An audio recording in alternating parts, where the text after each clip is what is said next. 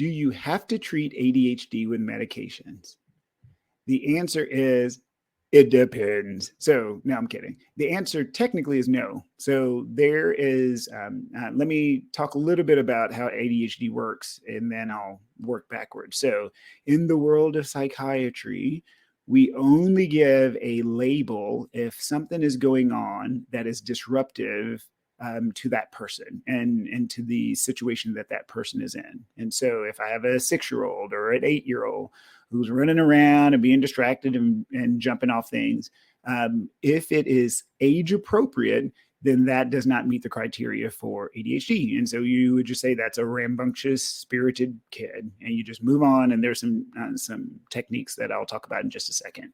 It only becomes a diagnosis if it is disrupting that kiddo's life or the social situation around them. For example, if that 6 or 8-year-old is in the classroom and jumping off the desk and running around and poking people and fidgeting and not turning in their work, that's a problem. That's being disruptive to that child's life. And if the teacher is having to constantly say, and I'm going to pick on Bobby because Bobby's my pseudonym for every kid.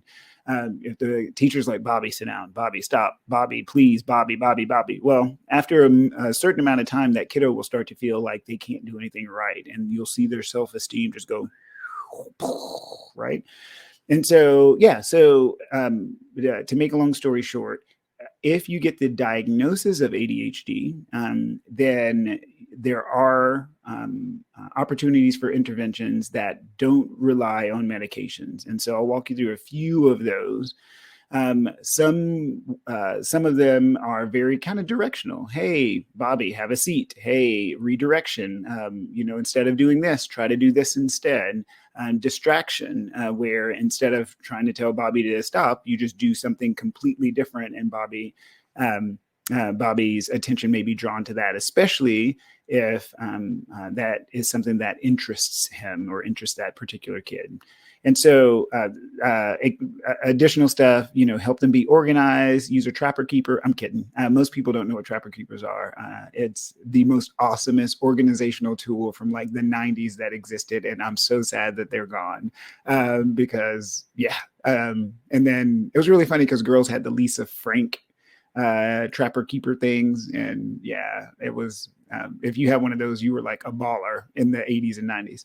But I digress. So yeah, if you can help a kid get organized, that's a great way. Put them on a visual schedule. So a lot of teachers will have a visual representation of their behavior plan or a visual representation of the schedule for the day and what's going to be happening so that it can serve as an anchor and a reorientation tool for that particular kid who has ADHD. Some teachers and parents will use like fidget toys and stuff like that. I'm not a huge fan because it becomes a toy to them, like fidget spinners as things that they flip and whatnot. I'm not saying that they don't work, but this is one of those, your mileage may vary. It's very rare that I recommend those because I've just seen kids get distracted even more so with those things. So yes, there are lots of non-medicine strategies to manage ADHD at home and in church and at school. What I will say is that for certain kids, medication is super helpful. And so let me run through the different types of ADHD real fast, and then we'll move on to our next question. So ADHD comes in 3 different types. There's your inattentive type, where you're not paying attention, which is where kiddos get really easily distracted. You give them a task and they have a very difficult time starting that task if it doesn't interest them, or they have a really high rate of abandonment, like they get halfway through something and then they get distracted and go off in a different direction, really disorganized. You give them a list of things and they'll remember the first thing and the last thing and completely forget what you said in the middle. So that's kind of the first type of ADHD. Second type of ADHD is the hyperactive impulsive type. And that's where kids are constantly moving and talking and blurting and fidgeting and flipping upside down and jumping off things and pushing other kids and not standing in line. And when you look at that kid, you can see it. And again, it's above and beyond what's expected for a kid that age. But one of the best meters is if you feel exhausted around a kid, then they probably have something going on, because you shouldn't be in their presence and go, oh my God, you were wearing me out, right? So that's the hyperactive impulsive type. And then the third type is a combination of the first two. So it's where you have features of both inattention and hyperactive impulsive. And so if you're going to do a medicine, generally you try to pair the medicine to the symptom, keeping in mind that medications do not change behaviors. I'm going to say that again for emphasis. Medication does not change behaviors. Medications do not change behaviors. Because if they did, I'd just put everybody on medicine and tell them exactly what to do. And I'd be rich beyond belief. And I wouldn't have to do anything other than just throw medicines at people and make it rain, right? So medicines don't change behaviors. Medicines are used for very specific purposes. And in ADHD, we tend to use stimulants to help kids pay attention. And then we tend to use what we call non-stimulants, which are medicines that decrease your fight or flight response. We use those for the hyperactive impulsive part.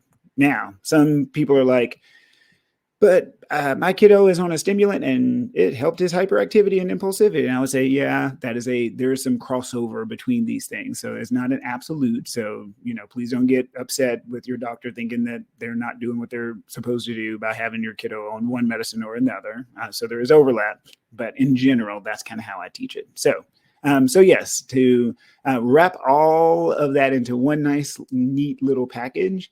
If a kiddo has ADHD, any type, there are things that you can do to help them without medicating them. If you do choose to medicate them, the medications are very safe and they are targeted to the symptoms that are going on. And in general, most people will outgrow their ADHD, especially the hyperactive impulsive type.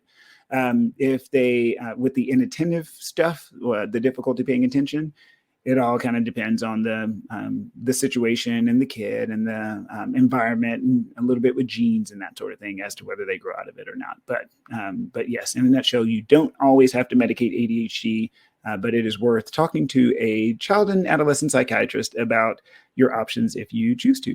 All right.